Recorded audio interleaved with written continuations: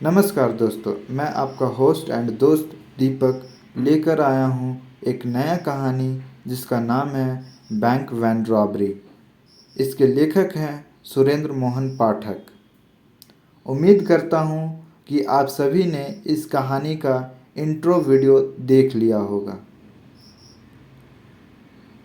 इसका पहला एडिशन 1978 में आया था। चलिए इस कहानी का पहला पार्ट शुरू करते हैं। तीरथ सिंह ट्रक के नीचे से निकला। प्रहलाद कुमार के चेहरे पर चिंता और परेशानी के भाव लिए एक तरफ टायरों पर बैठा हुआ था। तीरथ सिंह को ट्रक के नीचे से निकला देखकर वह अपने स्थान से उठा और उसके पास पहुंचा। हाँ भाई, वह बोला। उस्ताद जी, तीरथ सिंह बोला, यह ट्रक आप यहाँ तक चलाकर कैसे ले आए? क्या मतलब? इसका तो 100 मील पहले ही पपड़ा हो जाना चाहिए था। हे भगवान, प्रहलाद कुमार बौखलाया। अब कैसी हालत में है यह? कहा तो बड़ी खस्ता हालत में है। काफ़ी सारी मरम्मत करनी होगी, कई पुर्जे बदलने होंगे। कितना वक्त लग जाएगा? कम से कम 2 दिन। और खर्चा? प्रहलाद कुमार बड़े सहमे स्वर में पूछा।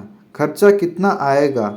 पुर्जे और मजदूरी दोनों मिलाकर यह कोई 2,500-3,000 रुपये। 2,500-3,000 रुपये? प्रहलाद कुमार के छक्के छूट गए।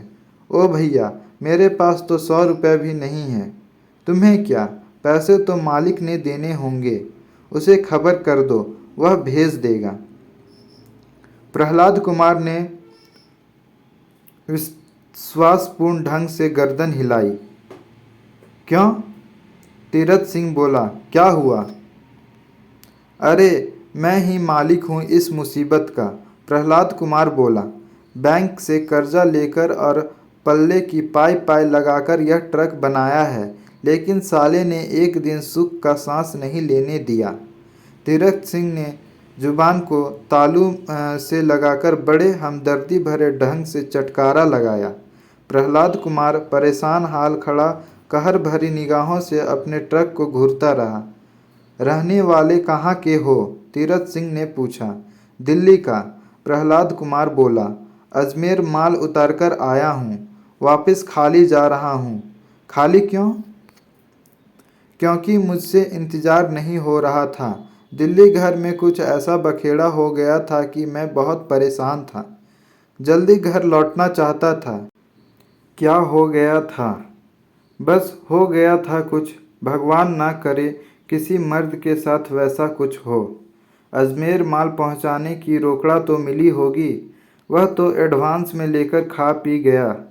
ओह सुनो, मेरे पास 2 स्टेपनी है, उनमें से एक या दोनों अगर मैं बंधक के तौर पर तुम्हारे पास रख आऊं तो क्या तुम ट्रक की मरम्मत कर दोगे? मैं बहुत जल्द तुम्हारे पैसे चुका जाऊंगा।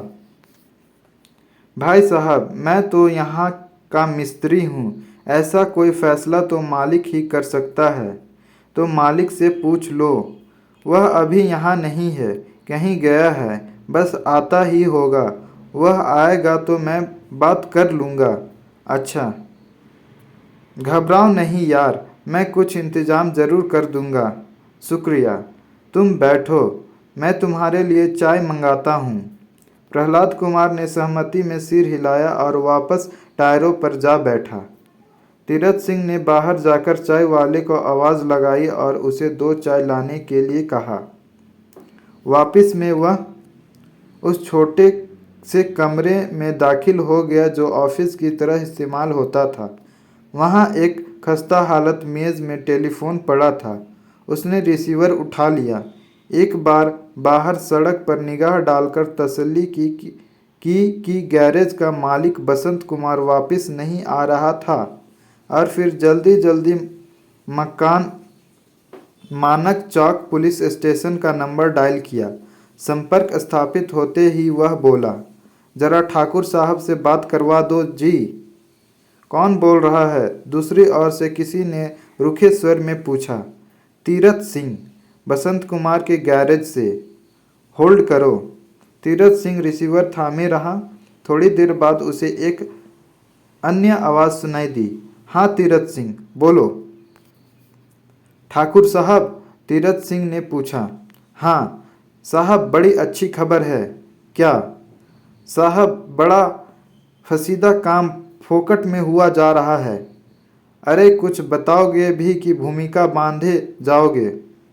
यहाँ मरम्मत के लिए एक ट्रक आया है, बहुत लंबा चौड़ा बन ट्रक, एकदम तैयार माल। बस वैन भीतर चढ़ाने के लिए उसके साथ केवल प्लेटफॉर्म लगाना होगा। ट्रक किसका है? कोई प्रहलाद कुमार नाम का पढ़ा लिखा बाबू है, बहुत परेशान मालूम होता है। ट्रक बिगड़ा हुआ है, 2,500-3 हज़ार का खर्चा है और पैसा उसके पास नहीं है। कुछ क्षण खामोशी रही और फिर दूसरी तरफ से पूछा गया, देखने में कैसा लगता है वह? क्या मतलब साहब? सीधा साधा है या हरामी है? एकदम सीधा, ट्रक ड्राइवर जैसी कोई बात ही नहीं है उसमें। तुम्हारे ख्याल से वह पट जाएगा? सीधे से नहीं पटेगा ठाकुर साहब, तो आपके पटाया तो पट जाएगा। ठीक है, तुम्हारे गैरेज के सामने एक बार है, तुम उसको वहाँ भेज दो। मैं राकेश को फ़ोन करता हूँ। बहुत अच्छा साहब। और तुम्हारे मालिक का क्या हाल है? अभी कहीं गया हुआ है, थोड़ी देर में आएगा।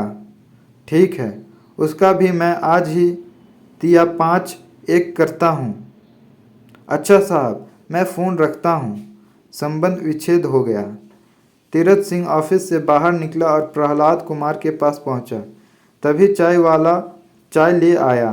तीरथ सिंह ने एक चाय उसे दे दी, एक खुद ले ली और चुस्की लेता हुआ बोला, दारू वारू पीते हो?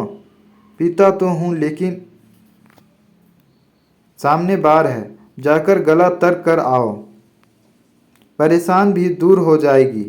लेकिन और ट्रक की फिक्र मत करो, मालिक आ जाए तो मैं तुम्हारा काम करवा दूंगा और नगद पैसे चाहिए होंगे तो वह भी दिलवा दूंगा। सच? बिल्कुल, फिक्र मत करो दोस्त, ऐसे छोटे मोटे घपले तो होते ही रहते हैं। वक्त पर आदमी आदमी के काम ना आए तो लानत है उसके आदमी होने पर। तुम बड़े मेहरबान आदमी हो। तीरथ सिंह मुस्कुराया। तुम भी चलो गला तर करने? नहीं, तुम जाओ, मैं तुम्हारा ट्रक देखता हूँ। अच्छा, तो पहुँचो। अभी ज़रा थोड़ी देर में जाता हूँ। लेकिन दोस्त, तुम्हारी यह मेहरबानी मुझे ज़िंदगी भर याद रखेगी। अब छोड़ो भी यार, तुम भी शर्मिंदा करने लगे। प्रहलाद कुमार खामोश हो गया।